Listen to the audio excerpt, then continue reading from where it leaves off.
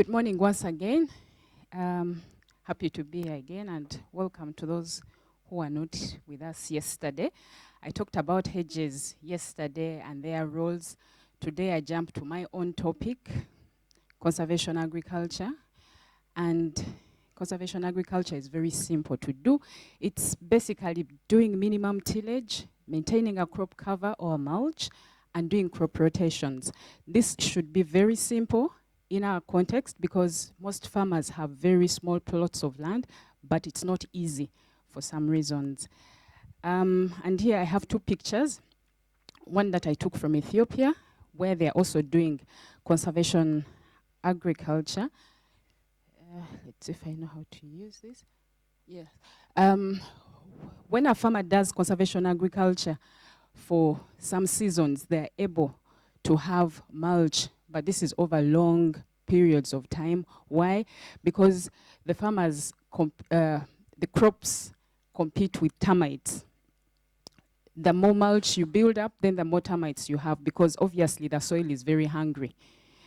And so we encourage farmers to simply keep doing the right thing, and afterwards there can be a net balance, but this is not very easy.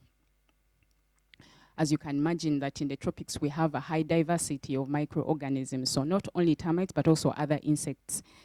And then the other thing on this other picture, conservation agriculture helps with weed suppression and soil cover. But again, it's easy and also not easy. Easy because you can alternate, for example, legumes and other crops like maize, which is the staple food for some parts of the country, but also difficult for areas where people do not feed on this type of foods.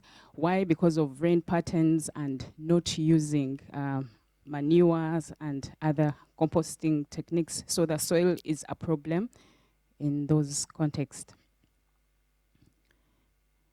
The global uptake of CA. CA is on the increase. There are many countries that are doing it. It's increasing, especially in Latin America, but also in Africa as a continent. It's really increasing, although it is quite a small improvement. And I've also noticed that in some systems of farming, they're also taking up hedges. Like on the picture right here, you can see that there's a hedge beside a farmer who is doing conservation agriculture.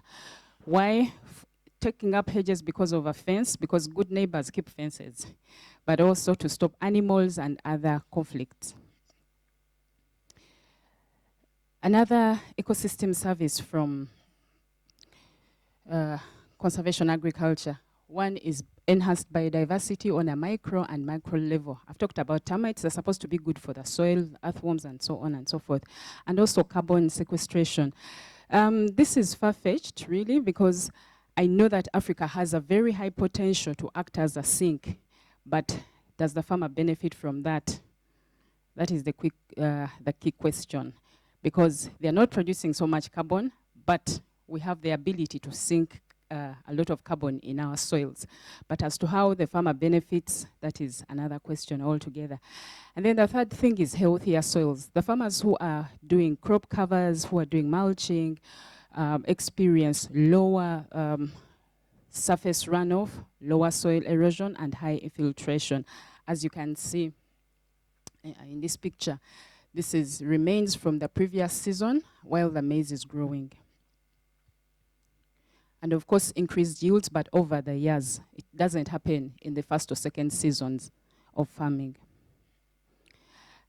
This is just a picture that reminds us of yesterday when we talked about the hedges. And I remember mentioning that you can have fruits, because for us it's also about the diet. We can have hedgerows, for example, those made from moringa and other crops, but also to stop animals, where you have the kai apple with thorns, because if the animal tries to escape from the neighborhood to join somebody's land, then they have a problem there. So those are some of the uses of hedges in East Africa. And then there are also those that are on farms, as I've said, to collect mulch, but also fodder, because in most of the systems, most of the farmers have both animals and crops. So it is a question for the farmer either to feed the animal or to feed the soil. So there's always that conflict. And a good farmer would try to strike a balance, because he does not want his animals to go hungry, but the soil is also in need, so there is a bit of a competition. So for the farmers who can have hedges, you can take some fodder from the hedge, feed the animals, but also the soil would be gaining. And for some of the species that we use, Kaliandra, Mukuna, which is a famous crop cover, especially in northern Uganda, and it helps in the nitrogen fixation on the soil, but also mulching, because it has that ability to cover the entire soil surface. And they also improve the sustainability. And for example, here I talked about butterflies. Tourism is so important for my nation. I think it is now one of the top 3 income earners. So people make, for example, from butterflies, I know people who travel from different parts of the world just coming to see the various butterflies that we have, the birds, insects, and all that sort of thing. And they also indicate what is happening in the environment. And we have several species. For example, vetiver grass. You wouldn't expect that to make a good hedge, but for us it does. Why? Because of soil protection. And also it is used at landfills because vetiver grass has that ability to suck some poisonous elements from the soil. So vetiver grass is also important, especially the leachate that comes from landfills. It is good for this purpose. So future perspectives. The call is still on for collaborative research and development projects, because when I look at my nation, it is one of the youngest populations in the world. We have 40 million people, and over half of them are young people. So this might be a problem in future, and we have to think about research in terms of development, but also in terms of profit, in terms of job creation, in terms of food security, in terms of climate change adaptation, and other objectives. And the other thing is conservation agriculture is an affordable solution to some of the SDGs. And then SLM is sustainable land management, because it helps to restore, manage soil health, and improve soil fertility. Why? Because of the 3 principles that I talked about. And it also helps to reverse the low and depleting nutrients in the soils. Last year I talked about the average fertilizer application in Uganda, and probably even other parts of Africa, where it is less than 1 kilogram of fertilizer per hectare per year. So if we have farmers who are not applying fertilizers, but if they're doing soil conservation agriculture, the rate of improvement is slow, but it is steady. And also, conservation agriculture also helps to improve the soil structure on rain-fed croplands, because we know that irrigation is very low. There are very few farmers who do irrigation, if at all they do. This is a business proposal that I'm working on, trying to mechanize vegetable production among smallholder farmers. And I do it, because I'm a farmer myself. I have a small farm that I manage, but also looking at the nation, looking at the need. If we have a young population and most of them are not employed, how are we going to stop them from engaging in other non-productive activities?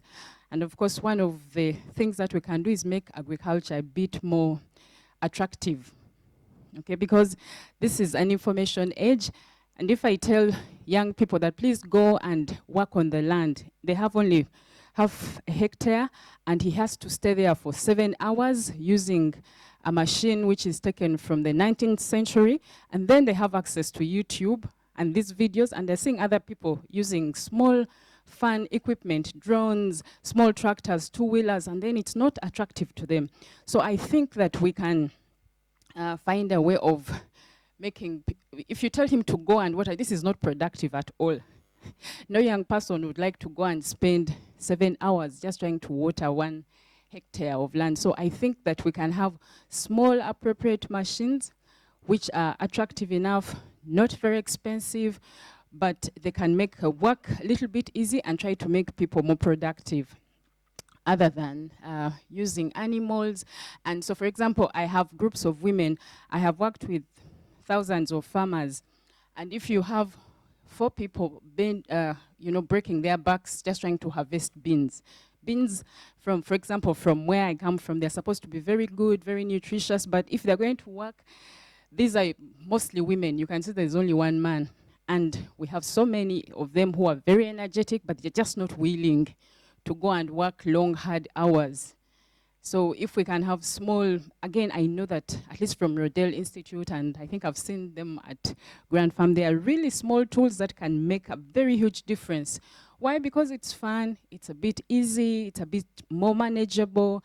Even somebody who has not gone to school can use them. So that is one thing that I'm working on, and I hope that it will gain ground. But also the other thing is combining it with research. Because the data system that we have dates back in the colonial times. So if you ask us for current data, it is not very available.